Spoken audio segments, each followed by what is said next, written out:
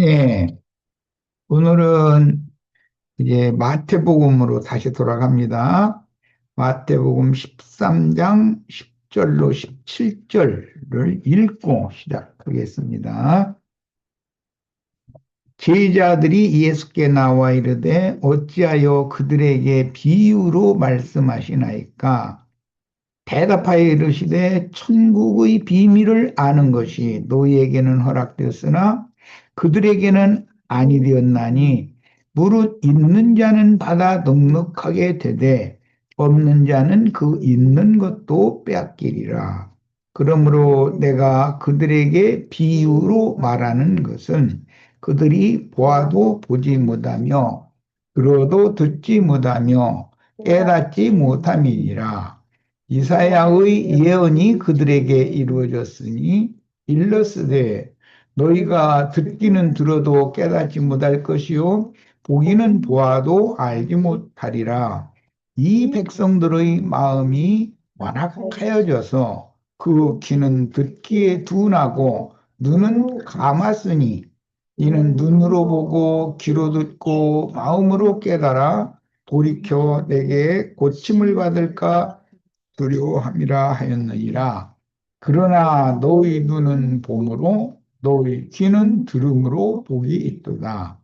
내가 진실로 너희에게 이르노니 많은 선지자와 의인이 너희가 보는 것들을 보고자 하여도 보지 못하였고 너희가 듣는 것들을 듣고자 하여도 듣지 못하였느니라. 우선 이 단락을 봅니다. 음.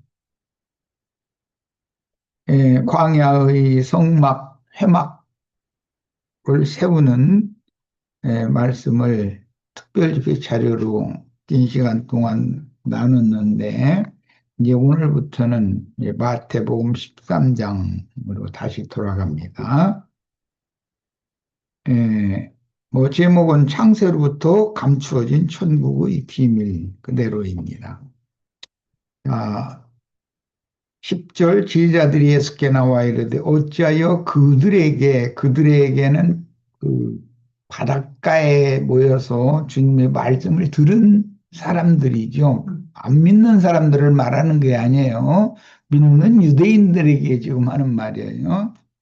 비유로 말씀하시나이까. 이 그들에게는 오늘날의 기독교인들이라고 생각하면 쉽죠.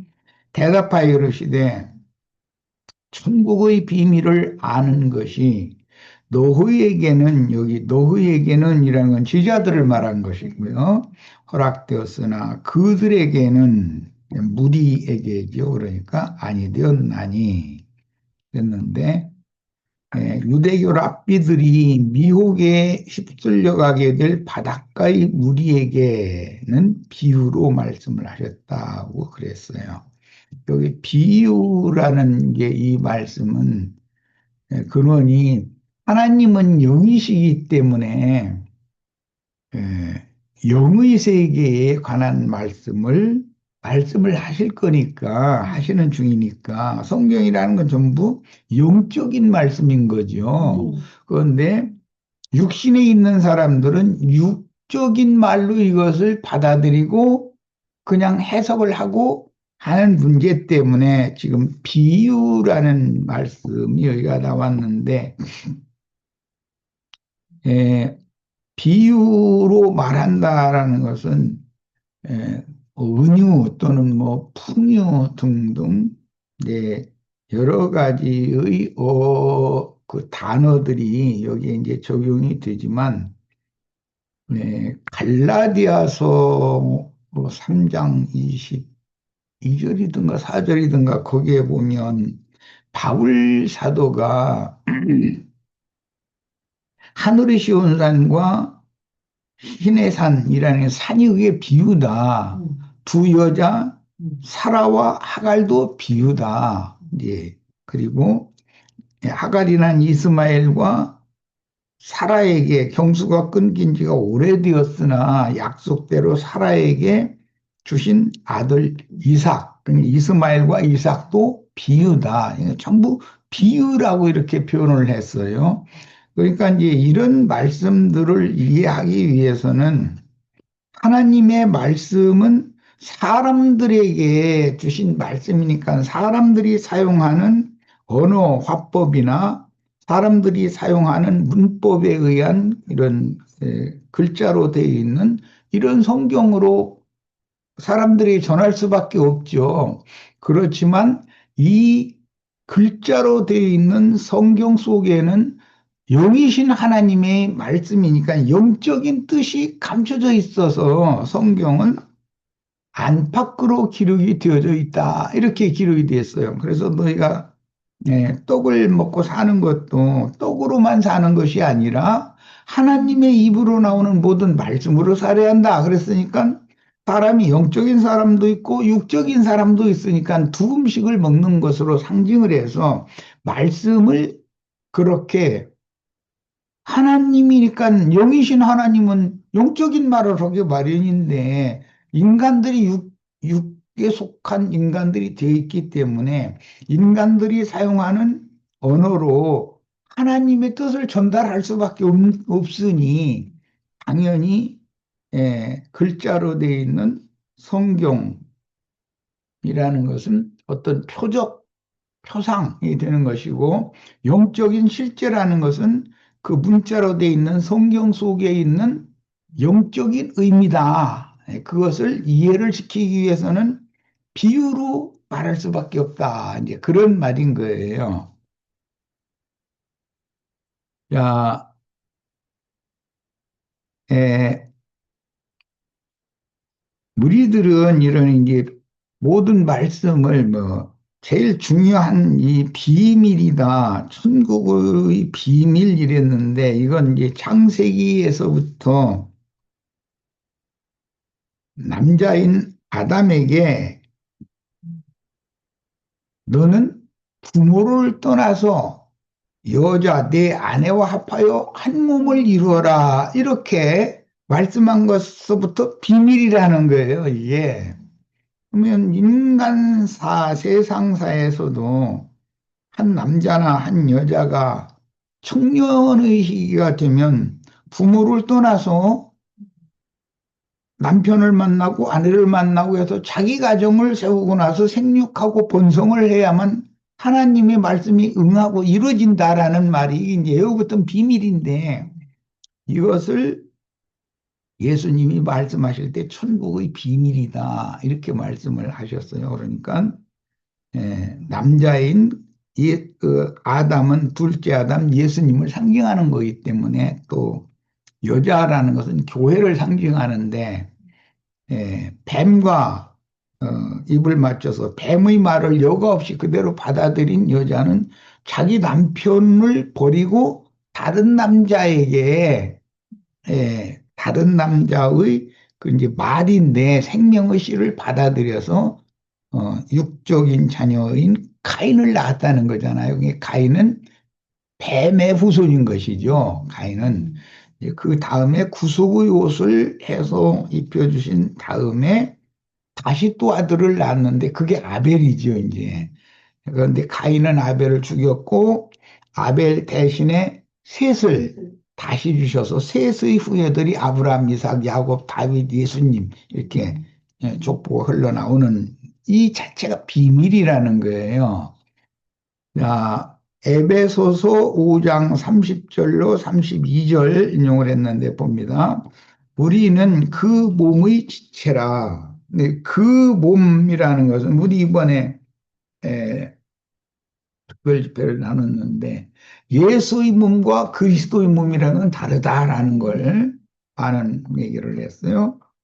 예, 예수의 몸은 성전이지만 예수의 몸은 더 크고 온전한 참장막 성전, 하늘의 성전은 아니다. 땅의 성전이지. 그러니까 그 땅의 성전은 허물어져야 되는데 그 말이 창세로부터 감춘 비밀에 속하는 말인 거죠. 그게. 예. 첫 성전이 허물어진다는 뜻은 예, 변질되어서 죄 있는 육체가 되어진 아담과 하와는 죽어야 된다라는 말이고 아담과 하와의 모든 죄를 예수가 대신 짊어지고 죽어서 세상은 심판받아야 된다라는 뜻인 것이고 예, 예, 예수의 죽음은 곧 우리 모든 믿는 이들의 육체 속에서 왕노릇하는 죄를 심판하는 것을 의미한다라는 이 비밀이라는 거예요. 예.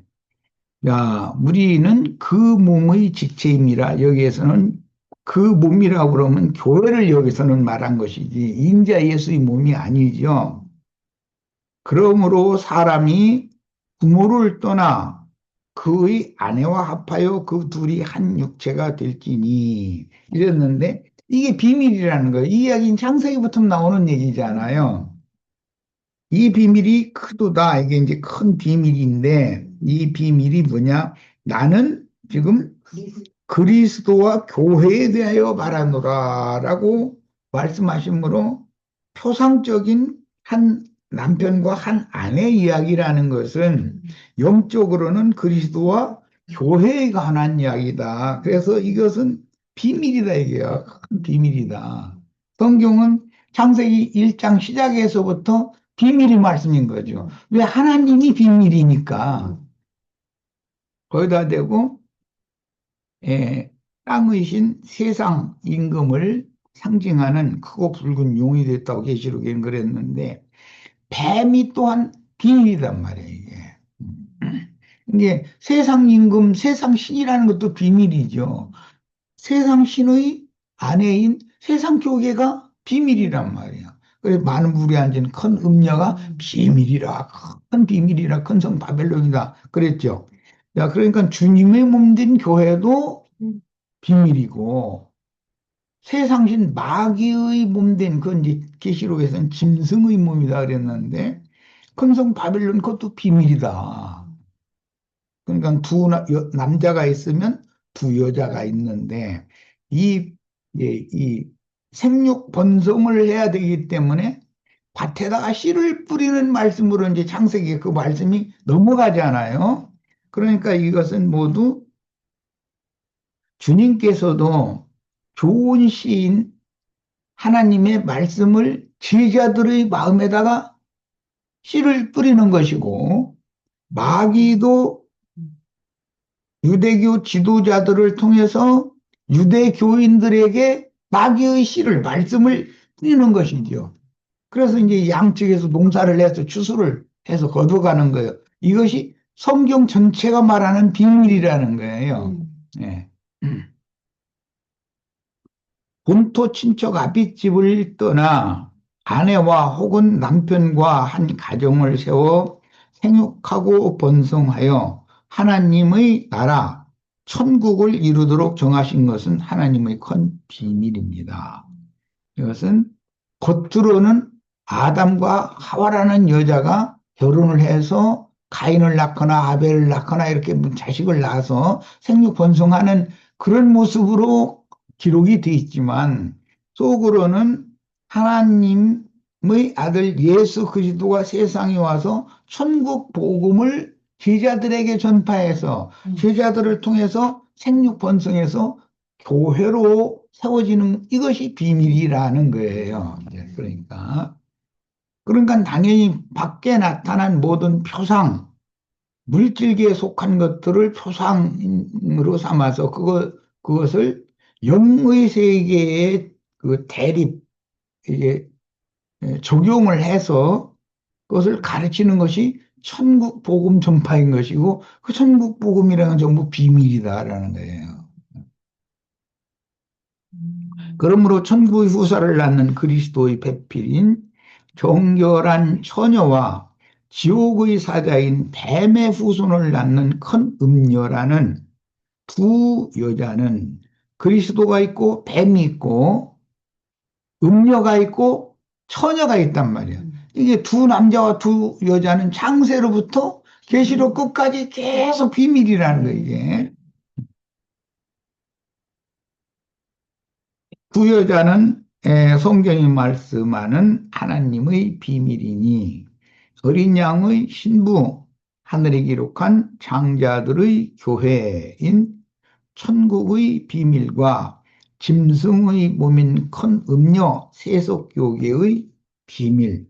이것은 이제 이 주님의 말씀을 가장 정확하게 확실하게 설명한 말씀이 이제 갈라디아서에서 바울 사도가 예, 두 여자 하늘의 시온산과 지금 있는 예루살렘인 그 신의 산의 그 신의 산 신의 산에서 받은 말씀으로 낳은 자녀들은 유대교인들이잖아요. 율법 말씀으로 낳은 자녀들은 하늘의 시온산에서 들려주시는 예, 그 크고 비밀한 하나님의 말씀으로 영이 거듭난 사람들의 세계는 천국인 것이고 사실은 예, 사라로 상징이 되었고 사라는 위에 있는 예루살렘이죠. 이제 그러면 벌써 우리는 뭘 생각해야 되느냐? 아, 아시아에 있는 일곱 교회와 거기에서 이기는 자들을 빼내어 하늘에 기록한 장자들의 교회라고 그랬는데 장자들의 교회는 하늘의 예루살렘에 이른 자들이라고 그랬어. 그래서 하나님께서는 아브라함의 믿음의 후사들을 위하여 상속권자들이라는 거예요. 믿음 세계 상속권자. 그들을 위하여 하늘에 한 성을 예비하셨고 마귀와 그 사자들을 위하여 꺼지지 않는 불못도 예비를 하셨다.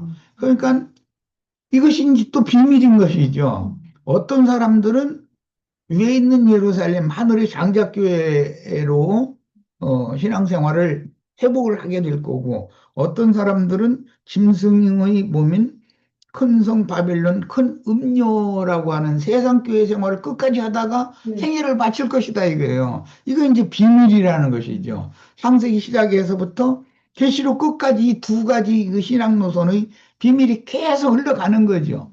그것 때문에 계속해서 영적인 전쟁이 계속되는 것이고 자 계시록 17장 1절로 5절 또 일곱 대접을 가진 일곱 전사 중 하나가 와서 내게 말하여 이르되 이리로 오라 많은 물 위에 앉은 큰 음녀가 받을 심판을 네게 보이리라. 발모성의 요한에게 천사를 보내어서 하나님께서 지금 계시의 말씀을 주시는 중이죠. 그런데 큰 음녀는 많은 물 위에 앉았다 그랬는데 이것은 바다로 상징이 되는 세상을 말하는 것이란 말이야. 그런데 정결한 처녀는 위에 있는 예루살렘에 하늘의 예루살렘에 이르른 자들인 것이죠. 그러니까 이게 이제 많은 물이 앉은 자들, 하늘의 예루살렘에 이른 자들. 이게 이제 비밀인 거예요. 결과적으로는. 자, 큰 음녀가 받을 심판을 네게 보이리라. 땅의 임금들도 그와 그래는 이제 그녀죠. 그녀와 더불어 음행하였고 땅에 사는 자들도 그 음행의 포도주에 취하였다 하고 이 포도주라는 것은 그들이 영적인 음료수라고 마시는 거예요, 지금. 그런데 사실은 이게 악령을 마시는 거잖아요. 귀신의 영을. 하고 곧 성령으로 나를 데리고 광야로 가니라. 내가 보니 여자가 붉은 빛 짐승을 탔는데 성령으로 반모섬의 요한을 데리고 광야로 데리고 가가지고 보여준 것은 큰 음료의 비밀을 보여준 것이죠. 그런데 반대로 하늘의 예루살렘 정결한 처녀들이 들어 올라간 승천한 하늘의 예루살렘을 보여줄 때는 크고 높은 산으로 데리고 가서 보여주셨다. 이렇게 표현을 했어요. 아까 내가 에, 우리들이 잃은 것은 아브라함의 믿음 세계를 상속받을 자들이 장자들의 교회인데 그 장자들의 교회에 있는 지체들은 모두 하늘의 예루살렘에 너희는 이르는 자들이다. 하늘의 시온산과 하늘의 예루살렘에 이른 자들이다. 그랬어요. 그곳에 하나님이 한 성을 준비해 놨다는 거예요. 그게 이제 상속자들이죠. 장자들. 그리고 육적 장자들은 가인의 길에 행하는 자들인데 그들을 심판하기 위해서 많은 물이 모여서 바다가 되었고 그 많은 물 위에 짐승을 타고 앉은 큰 음녀라는 게 세상에 앉아 있는 세상을 타고 있는 세상 교계다 이런 말이야. 그것은 결과적으로는 영영한 불못에 던져듣는 거예요. 하나님은 그래서 그런 일을 위해서 단순히 인간 세상을 창조해서 경영하는 것이 아니라 마귀와 그 사자들을 위해서 영원히 꺼지지 않는 불못도 준비를 해 놓으셨고 아브라함의 믿음의 자취를 쫓는 자들을 위해서 장자들의 교회, 하늘의 한 성도, 거룩한 성, 새 예루살렘 성도 준비를 해 놓으셨다는 거예요. 그런데 그게 다 이 세상에 사는 동안에 어떠한 말씀으로 어떠한 교회 생활에 들어가서 어떠한 교회 생활을 하다가 인생을 마칠 거냐로 결과가 이게 나눠진다는 말이기 때문에 이런 성경의 비밀을 깨닫는 것은 이건 인생으로서는 가장 크고 중요한 것을 깨닫는 것이죠. 인생에 나라고 하는 사람의 의미와 가치와 목적 이런 것을 깨닫는 것이니까 참 진짜 너무 중요한 말씀이죠. 이런 말씀. 자, 2절 땅의 임금들도 그녀와 더불어 음행하였고 땅에 사는 자들도 그 음행의 포도주에 취하였다. 이 음행의 포도주는 큰 음료의 그 오른손에 금잔이 들려 있다고 그랬죠.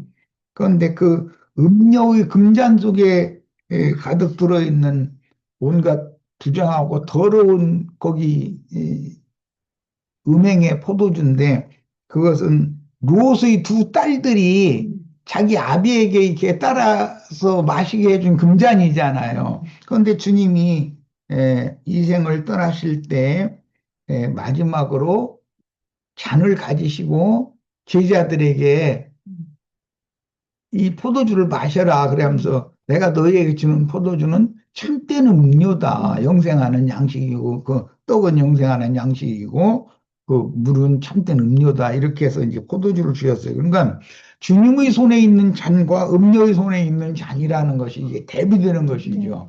이것도 창세기에서부터 보면은, 에, 리브가의 친정 아버지가 점치는 도구가 있었죠. 그 뭐라고 하는데 드라빔이라고 그러죠. 그런데 그것이 그걸 사용해서 기름을 이렇게 점을 쳤다는 거잖아요. 그리고 요셉이 그, 그 형들 음식 사러 왔을 때 그 은잔인가? 네, 예, 은잔이 있었는데 그것으로 또 요셉이 또 모든 걸 다 알아본다는 거잖아요. 이게 이렇게 성경에는 자꾸 대비를 시킨다. 그래서 그 잔 속에 어떤 포도주가 들어있는데 어떤 잔 속에 있는 포도주를 마시면 취해가지고 하나님의 뜻을 거스르는 짓을 하기 마련이고 어떤 잔을 받아 마시면은 영생으로 들어가고 이제 오늘 우리는 요셉이 따라주는 그런 금잔의 음료를 마시기 위해서 계시록 마지막에 누구든지 목마른 자는 다 와서 값없이 생명수를 받으라 했는데 그 생명수가 들어있는 잔이 요셉의 은잔인 거잖아요. 지금 예수님의 입으로 나오는 그 영과 생명의 말씀, 성령이 거기에 예수님의 입에서 나오는 거죠. 자, 이것을 대비하시면 되겠어요. 그래서 이제 그 음행의 포도주에 취하였다라고 이제 그랬는데 이것은 하나님이 짝 지어주신 아담과 하와가 부부인데 남편 몰래 여자가 뱀이 여자에게 접근해가지고 여자에게 어떤 말을 넣어주니까 아무 생각 없이 여자 그 말을 받아들였다라는 말은 세상 영의 가라짓이 다른 영을 받아들였다는 뜻이고 마귀의 씨를 받아들였다라는 뜻이에요. 그래가지고 잉태한 것이 가인이었다라는 말이에요. 그건 육에 속한 자녀를 대표한다. 음? 자, 곧 성령으로 나를 데리고 광야로 가니라. 내가 보니 여자가 붉은 빛 짐승을 탔는데, 여기 이제 붉은 빛이라고 한 것은 죄를, 붉은 빛은 죄를 상징하고, 최악이 왕노릇하는 짐승인데, 이 짐승이 결국은 옛뱀 큰 용 마귀죠.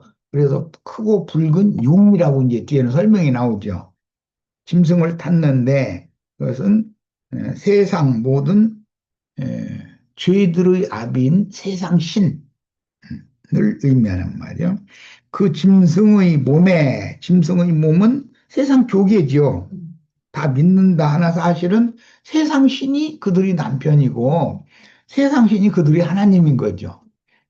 그들의 몸에 하나님을 모독하는 이름들이 가득하고 기독교계 사람들이 뭐 신령한 체하고 뭐 조직이나 교리를 가지고 뭐 불러오고 뭐 11조 학몰래면 부자 되고 이런 것이 전부 다 하나님을 모독하는 그런 다른 교훈들이잖아요. 그런 것들이 가득하고 일곱 머리와 열 뿔이 있다 그랬는데 이것은 일곱 머리들은 땅의 짐승들이라고 그랬고 거짓 선지자들이라고 설명이 되어 있고 열 뿔은 바다에서 올라오는 바다 짐승들이라고 그랬고 세상의 정치적인 짐승들, 세상 권세자들을 상징한다고 성경이 스스로 이걸 해석을 다 해주고 있어요. 이것이 비밀이야 전부 다 그러니까.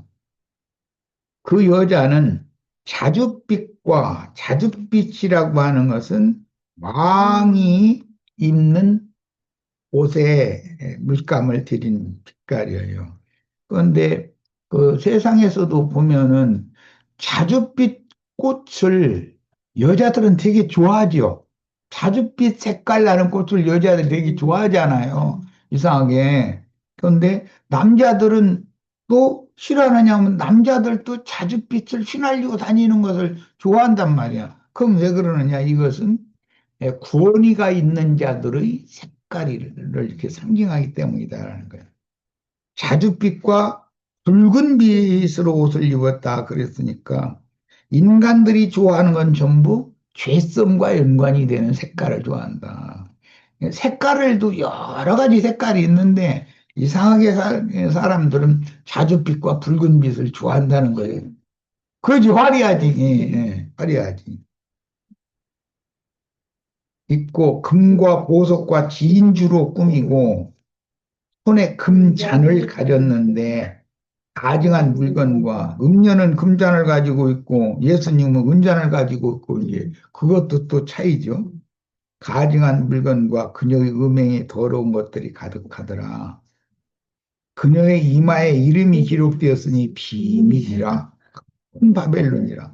그러니까 그리스도와 교회에 관한 것도 비밀이지만 음력 교회와 짐승들의 관계도 비밀이다. 땅의 음녀들과 가증한 것들의 엄이라 하더라고. 그저 우리 이제 열왕기 편을 읽었는데 어미 음녀는 이세벨이죠. 그 어미 음녀의 딸 음녀는 아달랴라는 여자인데 악독하기는 아주 아달랴가 자기 손자들 70인가 몇을 뭐 다 죽여버렸다는 거잖아요. 지가 그 권세를 잡기 위해서. 그런 걸 보면 우리 저기 인생을 살다 보면은 자기 자식보다도 손자가 훨씬 더 이쁘잖아요. 그럼 어떻게 뭐 그 손자는 그 할아버지 할머니 마음을 끌어당기는 어마어마한 능력이 있거든. 네. 그래서 이 손자 옆에가 있으면은 괜히 이게 땀으로 깔아지던 사람들도 일어나고 그러잖아. 우리 이승자매님은 애선이가 옆에 있음으로 인해서 건강한 거예요, 사실은. 만약에 애선이가 없다고 해봐. 사람 사는 세상 말로 낙이 없는 거예요. 그거 뭘 하고 내가 살지? 이러는 거지.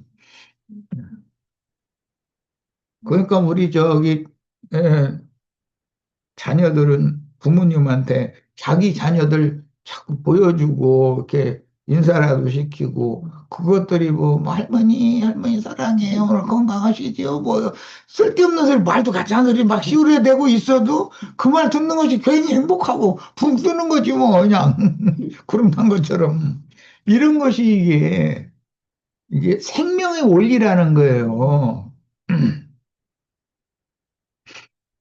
자, 그다음에 아브라함의 후사들을 위해 하늘에 준비하신 한 성인 그리스도와 장자들의 교회가 비밀이듯이 이건 히브리서 11장 23.